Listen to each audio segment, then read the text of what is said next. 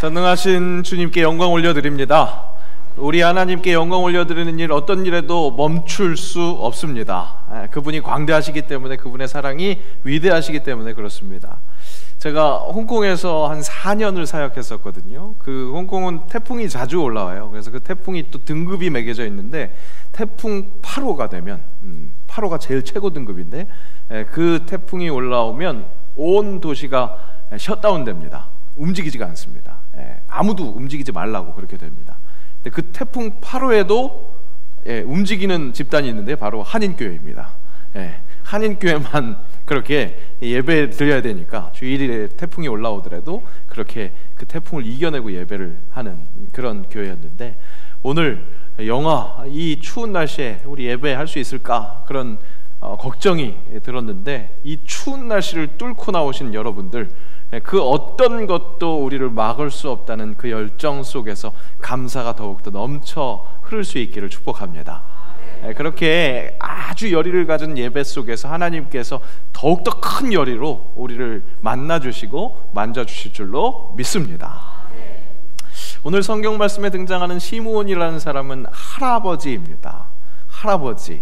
할아버지라는 그 단어를 떠올리니까 말씀을 준비하면서 배가 고팠는지 이분이 생각이 났습니다. 세계 곳곳에 치킨집 앞에 서 계신 분이죠. 우리나라에서도 곳곳에 꽤 서 계셨는데 요즘에는 좀 없어졌습니다. 많이 없어졌습니다. 궁금해서 이분에 대해서 한번 찾아보니까 역시 남다른 삶의 족적을 갖고 있었습니다. 녹록하지 않았었던 유년 시절을 보냈고요. 장년 시절에도 삶의 업앤다운이 있었던 그런 분이었더라고요. 그랬다가 우리가 잘 알고 있는 이 KFC라는 이 세계적인 브랜드를 이루는 도전은 65세가 돼서야 그것을 시작했더라는 거죠. 65세 이하이신 분들 인생 다 산 것처럼 굴면 안 되겠습니다. KFC도 그때부터 만들어지기 시작했다는 겁니다. 그는 레시피, 그러니까 조리법이죠. 그것을 판매하기 위해서, 그 판매하는 풍토가 없던 그 시절에 이 켄터키 프라이드 치킨 이 레시피를 팔려고 그렇게 도전했습니다. 그 과정에서 무려 1008번을 거절당했다고 그래요. 때가 1956년이었습니다. 그러니까 그때 거절한 1008번에 속해 있는 사람들이 정상적인 사람들이었습니다. 당연 그들이 정상이었던 거죠. 그 당시로서는 조리법을 판다? 이것은 말도 안 되는 발상이라고 여겨질 만한 그런 시대였습니다. 하지만 이 집념의 할아버지는 트럭에 2개의 압력솥을 싣고 조미료를 봉지를 싣고 그 트럭에서 잠을 자고 또 주유소에서 씻으면서 전국을 돌아다니면서 그 자기가 갖고 있는 그 비밀 레시피를 팔려고 노력했습니다. 진념으로 그 하나를 바라보며 그날을 기다렸던 것이죠. 여러분, 준비는 이렇게 하는 겁니다. 그저 아무것도 하지 않고 시간만 가기를 바라고 있는 것이 아니라 최선을 다해서 바라는 것을 그야말로 바라보는 것. 바로 그런 것이 우리가 준비라는 거죠. 결국 그는 1009번째 도전 끝에 웬디스 버거 창립자 데이브 토마스에게 자신의 레시피를 팔았다고 합니다. 당시 치킨 한 조각을 팔 때마다 4센트를 받는 것으로, 요즘으로 환전해 보니까 48원이더라고요. 그렇게 받는 것으로 이 레시피를 제공하고 로열티를 받는 이런 프랜차이즈 사업, 이 형태가 시작됐다는 겁니다. 새로운 세상을 연 거죠. 진념의 기다림, 그 준비가 개인의 대박뿐만 아니라 전 세계 사람들이 그 맛있는 치킨을 먹을 수 있도록, 그렇게 함께 즐길 수 있게 하는 씨앗이 되었다는 겁니다. 오늘 본문에도 집념의 할아버지 이 시므온이 등장합니다. 말씀 속에 이 시므온 할아버지는 다른 것이 아니라 위로를 기다리는 자였다고 말씀은 증언합니다. 위로, 우리 모두에게 참 절실합니다. 이것은 최근에 한 설문조사에서도 우리 현대 그리스도인들도 역시나 이 위로에 굉장히 갈증을 느끼고 있다라는 것을 드러내고 있습니다. 지난 9월 21일부터 10월 5일까지 꽤 최근이죠. 전국 만 19세 이상 그리스도인들 1000명을 대상으로 온라인 조사한 바에 따르면 성도들이 원하는 설교 주제는 하나님의 축복의 일이고, 그리고 2위가 위로와 평안이었다고 그렇게 말하고 있습니다. 그런데 실제 이 성도들이 출석하는 교회에서 주로 선포되는 설교의 주제는 믿음과 순종이었고요. 보이십니까? 그렇게나 성도들이 원하는 위로와 평안은 저 끝에 제일 마지막에 가장 뜸하게 거론되는 주제였다고 하는 겁니다.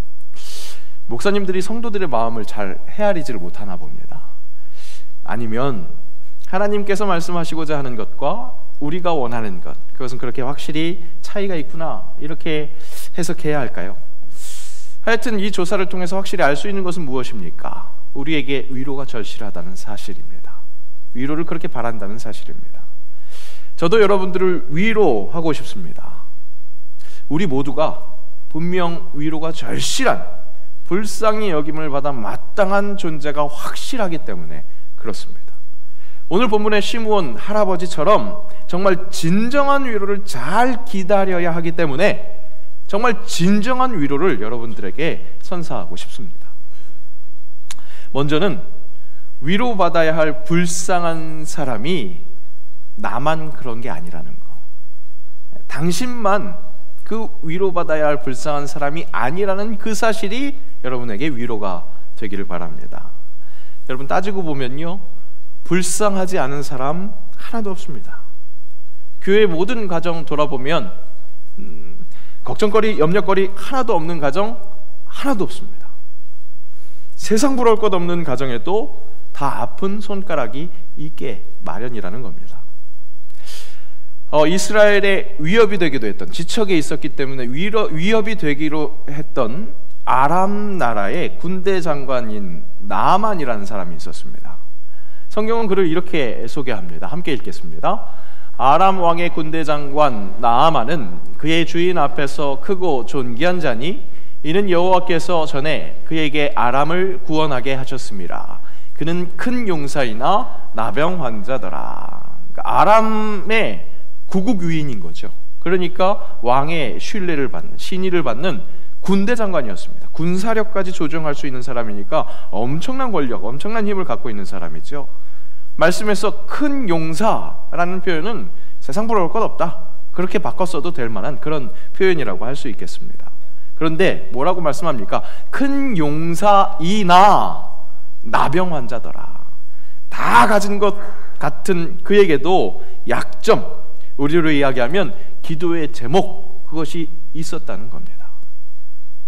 다 갖춘 것 같아도 결핍이 있기 마련입니다. 작년에 TV에서 방영됐던 재벌집 막내 아들이라는 TV 드라마가 있었습니다. 보신 분들 계실지 모르겠습니다. 이 제목만 보면 부족한 것 하나도 없는, 사랑만 많이 받았을 것 같은 캐릭터가 주인공일 것 같습니다. 하지만 이 드라마의 주인공은 재벌 총수의 순수한 혈통을 가진 손자가 아니라 혼외자, 그런 캐릭터였습니다.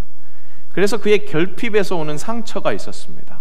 순수혈통의 고모와 삼촌들이 있었는데 그들은 어쩜 그렇게 악독한지 모르겠습니다. 그러니까 너는 혼외자야 라는 그런 어떤 지적을 하면서 악독하게 구는 거죠.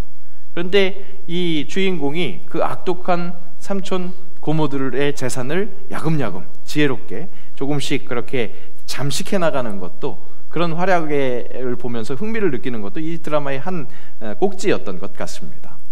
다만 그 드라마에서도 확인될 수 있었던 것, 재벌? 남부러울 것 하나도 없을 것 같은데, 결핍이 없을 것 같은 인생인데 그렇지 않더라는 겁니다.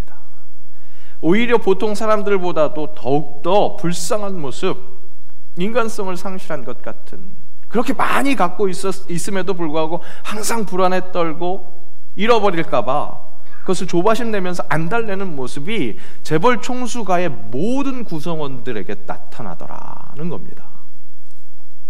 그렇습니다, 여러분. 모든 인간은 불쌍합니다. 왜 그럴까요? 성경은 아주 간단하게 그 이유를, 그 원인을 알려줍니다. 기록된 바 의인은 없나니 하나도 없으며. 인생사 모두에게 아픔이 있습니다. 염려와 어려움, 어떻게 해도 해결되지 않는 그런 갈증, 결국 그런 고통과 아픔들이 가장 큰 아픔, 죽음까지 계속됩니다. 그러니까 위로가 절실할 수밖에 없는 것이 우리 인간이라는 겁니다.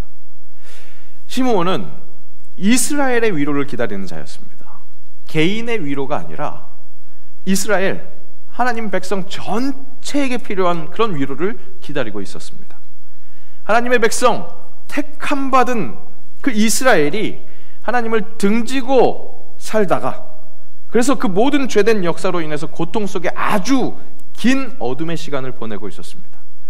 구약 성경의 마지막 책 말라기, 거기에서 하나님의 말씀이 허락되고 예수님이 오시기 전까지 400년의 시간이 있었습니다.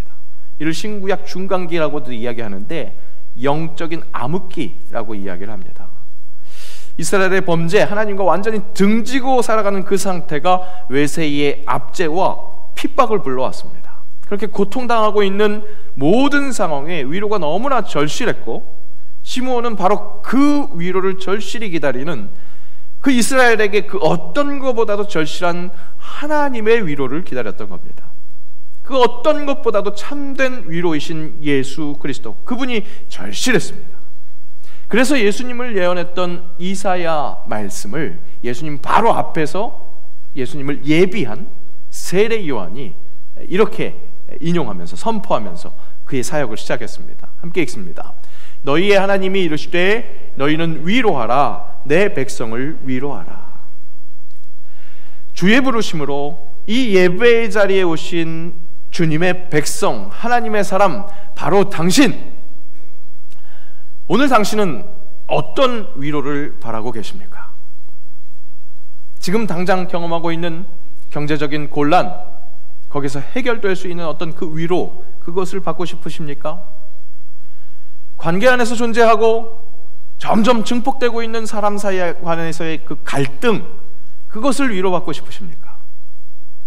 미래에 대한 염려, 그 염려, 불안, 거기에서 오는 말할 수 없는 스트레스, 거기에 위로를 받고 싶어 하십니까? 여러분, 모든 만병의 근원을 찾아야 합니다. 거기에 집중해야 합니다. 집념을 가지고 그 문제를 위로할 그분을 준비하고 기다려야 합니다. 명의의 첫 번째 조건은 제대로 진단하는 겁니다. 그 문제의 근원이 어디에 있는지 그것을 찾아내는 겁니다. 당신이 처한 문제의 근원, 거기에는 죄의 문제가 있습니다. 여기서 이야기하는 죄는 당신 어저께, 그저께 무슨 죄를 지었으니까 그것 회개하십시오, 그렇게 근시안적인 그런 지적이 아닙니다. 좀 더 근원적인 문제를 이야기하는 겁니다. 당신을 지으신 하나님과의 관계, 당신을 지으시고 부르시고 또 내 삶의 자리로 보내시기까지 하신 그분께 등 돌리려 하는 그 죄의 본성, 그것을 지적하는 겁니다. 하나님께서 허락하신 선악과, 그것은 에덴 동산 중앙에 있었습니다. 너무나 잘 보이는 곳에 위치하고 있었습니다. 이는 잘 보고 하나님을 하나님으로 제대로 인정하고 그거 하나 제대로 지켜서 나머지 모든 것들을, 모든 나무의 과실을 다 누리라고 그렇게 약속하신 선물이요, 사랑의 초대였습니다.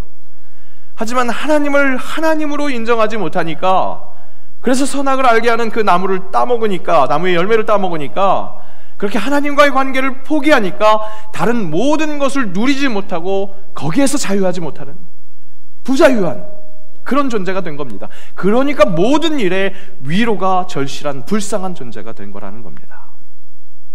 예수님께서는 그 불쌍한 상태를 위로하시며 치유하시는 치유자요, 구원하시는, 회복시키시는 구원자이십니다. 그렇게 이 땅에 오셨고 그 사랑을 선포하시고 직접 행하시면서 보여주셨습니다. 그리고 그 사랑을 자신의 제자들을 통해서 전해질 수 있기를, 그렇게 사람을 통해서 전하는 사랑을 명령하셨습니다. 그 전해지는 사랑을 통해서 인류에게 필요한 그 위로가 계속 전파되기를 바라시는 겁니다. 하나님을 등짐으로 결정적인 순간 철저히 나 혼자라고 고통 속에 아파하며 피눈물을 흘리는 그 인류를 구원하시려고 그 가슴에 피눈물을 그리스도가 흘리셨습니다. 진짜 사람, 참 인간의 피로 십자가상에서 우리를 대신해서 철저히 혼자가 되셨습니다. 내 삶의 자리에서 그 어둠 속에서 넘어지고 한없이 절망에 빠져버릴 수밖에 없는 그 상황 속에서 나 혼자야 라고 정말로 외로움에 고통당하고 있는 우리에게 다가오셔서 함께 하십니다. 아니야, 너 혼자가 아니야. 너의 혼자됨을 십자가 상에서 내가 대신했어. 이제 내가 너와 함께 하리라. 그렇게 위로하십니다. 그렇게 십자가로 대속의 사역 감당하시고 부활하시고 승천하셔서 다시 오시겠다고 약속하셨습니다. 그리고 그렇게 승천하시면서 아직 땅에 남아있는 그 약속을 기다리는 우리에게 이렇게 약속하셨습니다. 함께 읽습니다. 내가 너희를 고아와 같이 버려두지 아니하고 너희에게로 오리라. 분명히 다시 오시겠다고 약속해 주셨습니다. 그리고 그와 같이 버려두지 않으시겠다고 하시면서 허락하신 것이 바로 성령님이셨습니다. 어떤 약속이었습니까? 다시 한번 기억합니다. 함께 있습니다. 내가 아버지께 구하겠으니 그가 또 다른 보혜사를 너희에게 주사 영원토록 너희와 함께 있게 하리니 그는 진리의 영이라. 세상은 능히 그를 받지 못하나니 이는 그를 보지도 못하고 알지도 못함이라. 그러나 너희는 그를 아나니 그는 너희와 함께 거하심이요 또 너희 속에 계시겠습니다. 아멘. 성령 파라크레토스, 우리와 함께 하시는 그분의 이름이 위로자입니다. 그 위로자 성령께서 다시 오실 예수님, 그분을 기다릴 수 있도록 우리 안에서 위로하십니다. 우리는 그러면서 그 성령과 함께하면서 주님을 기다려야 하겠습니다. 온 인류에게 꼭 필요한 그 위로를 주십니다. 그분이 나에게, 우리에게 꼭 필요한 문제를 해결할 수 있는 근원이라는 겁니다. 시므온 할아버지는 그렇게 우리 모두 이스라엘에게 필요한 그 위로를 기다렸습니다. 사모했습니다. 오늘 말씀은 그런 그가 의롭고 경건한 사람이었다 말합니다. 성령이 함께했기 때문입니다.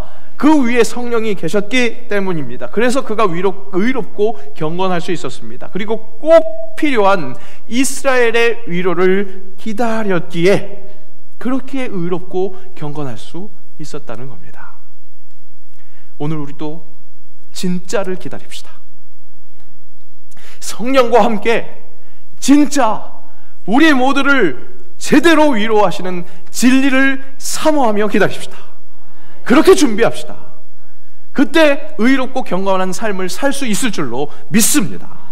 세상 이것저것에 얽매이지 말고 정말 나라는 존재를 불쌍히 여기셔서 지금도 내 이름을 부르시면서 그렇게 위로하시는, 그렇게 다가오시는, 그렇게 지금 함께 하시는, 그리고 진짜 다시 오실 그분을 사모합시다. 헨리 나우엔이라는 분이 계십니다. 이미 많은 책을 통해서 익숙한 분들이 많이 계실 겁니다. 네덜란드 영성가이자 예일대학과 하버드대학에서 강의도 했었던 그런 교수를 지내기도 했습니다. 그는 책과 강연을 통해서 많은 사람들에게 선한 영향력을 끼쳤습니다. 죽을 법한 사람들을 살 수 있도록 그렇게 영성의 기품을 그렇게 선사한 것이죠. 그런데 그런 그에게 우울증이 찾아왔습니다. 정말 놀라운 일입니다. 우울증에 시달리는 사람들도 이 사람의 강연과 책을 통해서 이겨낼 수 있었는데 그랬던 그에게도 우울증이 찾아오는 겁니다.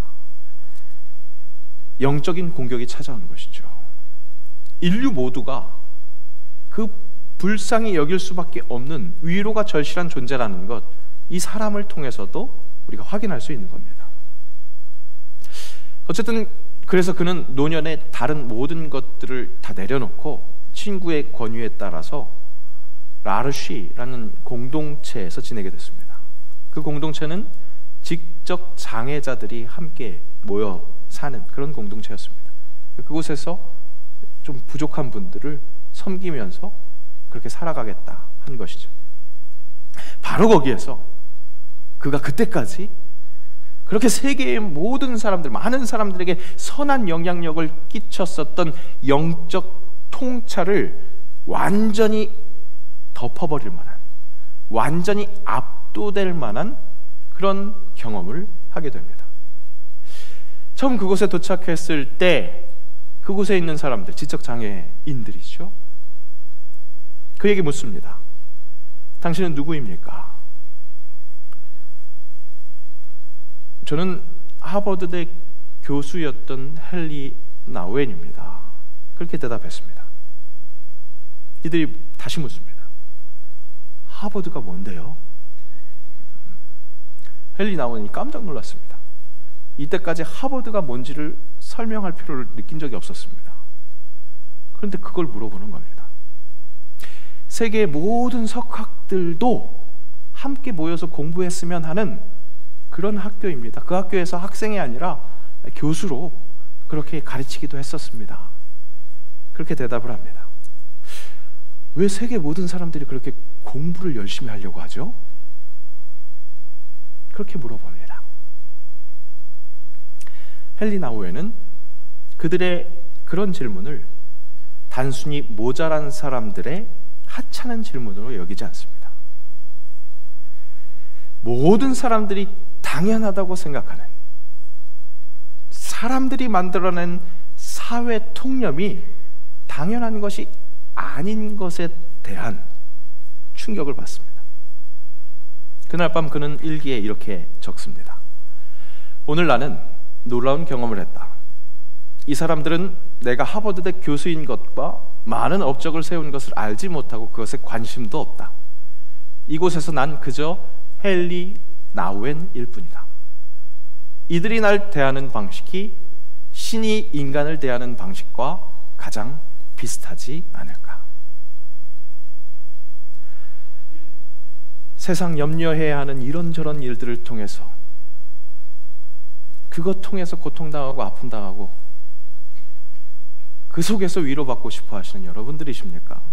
여러분, 하나님은요, 여러분들을 그렇게 바라보지 않으십니다. 당신의 이름을 부르십니다. 그저 당신과 등 돌려 살아감으로 고통 속에 있는, 그래서 너무나 불쌍히 여길 당신을 바라보고 계십니다. 그리고 예수님을 통해서 보내주신 그 성령님을 통해 오늘도 위로하고 계십니다. 그리고 그 성령님과 함께함으로 의롭고 경건한 삶을 통해 진짜 위로, 그분을 기다릴 수 있도록 오늘 말씀을 통해 당신을 다시 한번 초대하십니다. 하나님께서 온 인류의 진정한 위로 예수 그리스도를 보내셨습니다. 그분이 허락하신 그 성령이 지금도 당신을 위로하고 계십니다. 그리고 마침내 그 위로를 완성시키실 예수 그리스도 다시 오심을 허락하십니다. 우리는 바로 그 완전한 위로를 기다리는 사람들입니다. 무엇을 바라보시겠습니까? 무엇을 기다리시겠습니까? 시므온처럼 온 이스라엘의 위로를 기다리는 자가 돼서 성령과 동행하는, 그래서 의롭고 경건한 삶을 살아가는 이번 한 주 대림절기 되시기를 주의 이름으로 간절히 기도합니다. 함께 기도합시다. 나에게 너무나 절실한 위로, 다른 것이 아닌 우리 주 예수 그리스도임을 확인합니다. 오늘 내 이름을 부르시며 나를 긍휼히 여기시는 그 하나님께 제대로 반응해서 성령과 함께 동행하며 다시 오실 예수 그리스도를 기다리는 자, 그렇게 의롭고 경건한 삶을 사는 그리스도인 되게 하옵소서. 예수님의 이름으로 기도합니다. 아멘.